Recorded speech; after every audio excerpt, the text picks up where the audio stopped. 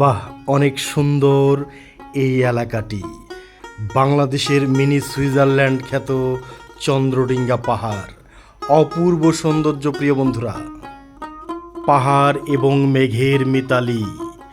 ভারতের মেঘালয় রাজ্যের পাহাড় আর এপারে বাংলাদেশ। অপূর্ব সৌন্দর্য এই এলাকার প্রিয় বন্ধুরা। সুপ্রিয় বন্ধুরা, আসসালামু আলাইকুম। আশা করি সকলে ভালো আছেন। প্রিয় বন্ধুরা, এই ভিডিওটিতে দেখবেন নেত্রকোনা জেলার কলমাকান্দা উপজেলার পাঁচগাঁও এলাকার চন্দ্রডিঙ্গা পাহাড়। রাস্তার দুপাশে নেত্রকোনা জেলার কলমাকান্দা উপজেলার অপূর্ব প্রাকৃতিক সৌন্দর্য দেখতে দেখতে এখন যাচ্ছি সেই আমাদের কাঙ্ক্ষিত চন্দ্রডিঙ্গা পাহাড়ের নিকটে। দূর থেকে পাহাড়গুলো আমাদের হাতছানি দিয়ে ডাকছে প্রিয় বন্ধুরা। এ যেন এক নৈসর্গিক পরিবেশ। কি অপরূপ দৃশ্য দেখিয়াছি মাগো আমার প্রিয় জন্মভূমিতে। এই জন্মভূমি ছেড়ে কোথাও যেতে চাই না মা, এই জন্মভূমিতেই মরতে চায়। হ্যাঁ বন্ধুরা, এখন আমরা চলে আসলাম সেই আমাদের কাঙ্ক্ষিত চন্দ্রডিঙ্গা পাহাড়ের নিকটে। দূরের ভ্রমণের ক্লান্তি যেন দূর হয়ে গেল এই সুন্দর এলাকাটি দেখতে পেয়ে। অপূর্ব এই সীমান্ত এলাকায় অনেক দোকানপাট রয়েছে। দেখুন, এপারে রয়েছে আমাদের বাংলাদেশের বিজিবি সদস্যরা, আর ওপারে রয়েছে ভারতের বিএসএফ সদস্যরা। প্রচণ্ড গরমে এই এলাকায় এসে মন প্রাণ শীতল হয়ে গেল প্রিয় বন্ধুরা।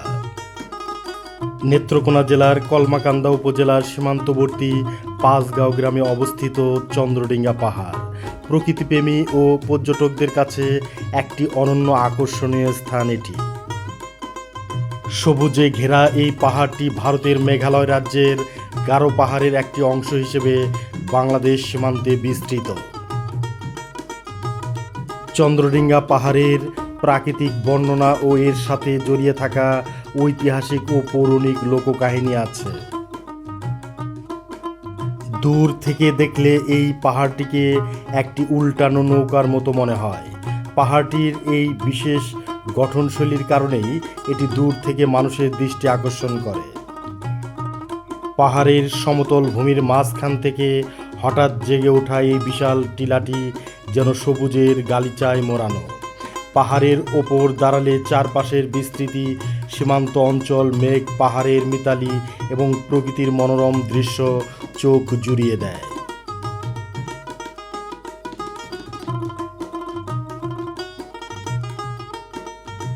বর্ষাকালে এই পাহাড়গুলোর আনাচে কানাচে ছোট ছোট পাহাড়ি ঝর্ণা, ঝিরিপথ ও ট্রেইল সজীব হয়ে ওঠে।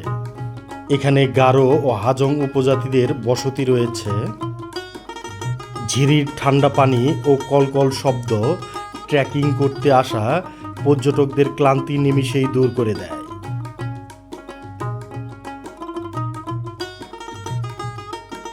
পাহাড়ের পাদদেশে ও আশেপাশের এলাকায় গারো ও হাজং উপজাতির মানুষ শান্তিময় পরিবেশে বসবাস করে, যা এই অঞ্চলের সাংস্কৃতিক বৈচিত্র্যকে আরও বাড়িয়ে তুলেছে।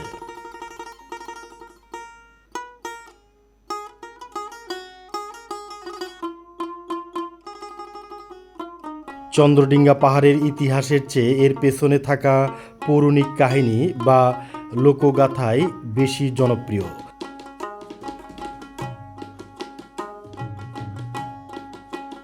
মধ্যযুগীয় বাংলা সাহিত্যের অমূল্য সৃষ্টি মনসামঙ্গল কাব্য এর বিখ্যাত চরিত্র চাঁদ সওদাগরের কাহিনীর সাথে এই পাহাড়ের নাম ও ইতিহাস ওতপ্রোতভাবে জড়িত। লোককাহিনী ও জনশ্রুতি অনুযায়ী সর্পদেবী মনসা যখন চাঁদ সওদাগরের কাছে পূজা দাবি করেন, তখন শিবভক্ত চাঁদ সওদাগর তা অহংকারের সাথে প্রত্যাখ্যান করেন।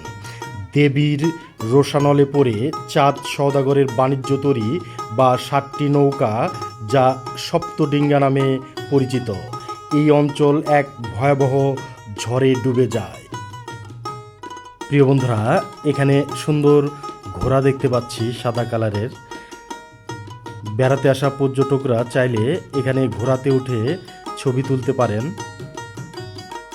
স্থানীয় মানুষের বিশ্বাস, চাঁদ সওদাগরের সেই ডুবে যাওয়া ডিঙ্গা বা নৌকাগুলোর অবশিষ্টাংশই কালক্রমে পাথরের রূপ নিয়ে এই পাহাড়ের শিলাস্তূপে পরিণত হয়েছে।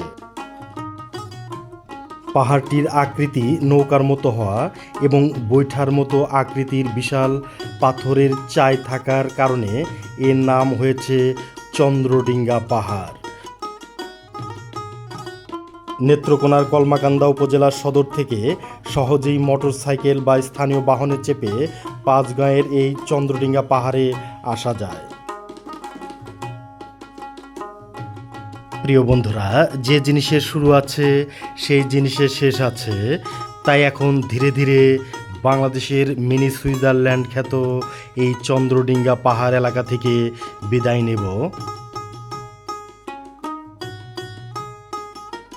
সুপ্রিয় বন্ধুরা, আমার এই ভিডিওটি যদি আপনাদের ভালো লেগে থাকে তাহলে অবশ্যই লাইক দেবেন, কমেন্ট করবেন, শেয়ার করবেন। আর এই চ্যানেলে নতুন দর্শক হয়ে থাকলে অবশ্যই চ্যানেলটি ফলো বা সাবস্ক্রাইব করে রাখবেন, অনুরোধ রইল। মহান সৃষ্টিকর্তা আপনাদের সকলকে ভালো রাখুন, সুস্থ রাখুন, এই দোয়া রেখে বিদায় নিচ্ছি। আসসালামু আলাইকুম ওয়া রাহমাতুল্লাহ।